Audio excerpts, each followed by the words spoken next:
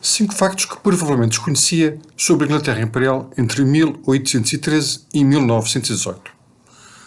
Primeiro facto. Em 1857, pouco antes do chamado Grande Motim, ou Revolta dos Cipaios, que levantou basicamente todo o norte da Índia contra os britânicos, existiam apenas 23 mil soldados britânicos em toda a Índia do Norte.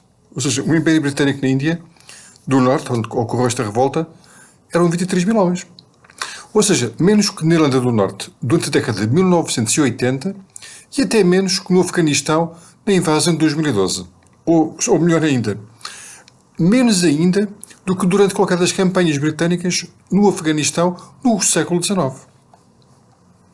Segundo facto, que provavelmente desconhecia.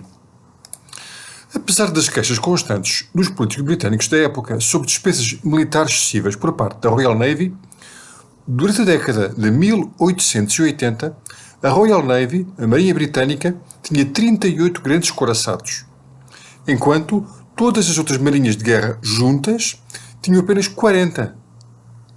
Ou seja, eram quase todo o resto junto. Terceiro facto que talvez desconhecesse. Apesar de, durante as campanhas napoleónicas, o número de possessões britânicas ter subido de 26 para 43, havia pouco apetite em Londres pelo expansionismo, e algumas conquistas foram devolvidas aos seus proprietários originais. Por exemplo, partes da Indonésia foram cedidas de volta aos holandeses em 1824. As Ilhas Jónicas foram devolvidas à Grécia. A Córsega pediu para aderir ao Império em 1796, mas a adesão foi recusada pelos britânicos. Ou seja, o chamado imperialismo relutante. Terceiro facto que talvez desconhecesse sobre o Império Britânico.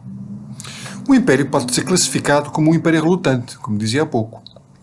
Tentativas para serem absorvidos pelo Império por parte de grupos locais de habitantes em posições de destaque, na Etiópia, no México, no Uruguai, em Sarawak, na Malásia, no Katanga, no Congo, e em Marrocos foram recusadas pelos britânicos. E a absorção das Fiji, Nova Guiné e da Basuto-Holândia foi inicialmente recusada pelos britânicos. Quarto facto.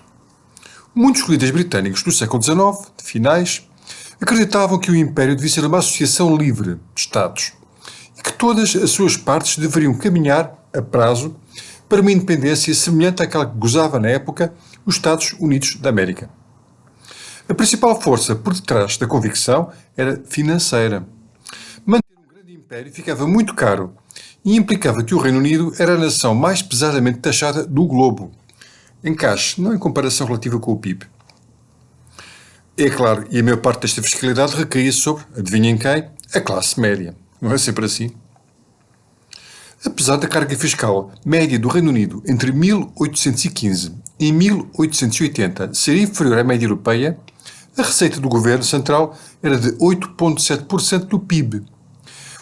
Um número interessante, mas ainda assim inferior aos 15,3% franceses, aos 11,6% da Bélgica, aos 9,5% da Suécia e um pouco inferior aos 7,4% dos Estados Unidos da América. Um país muito liberal, como todos sabemos, um Estado menor, em teoria, do que estes outros países que aqui falámos.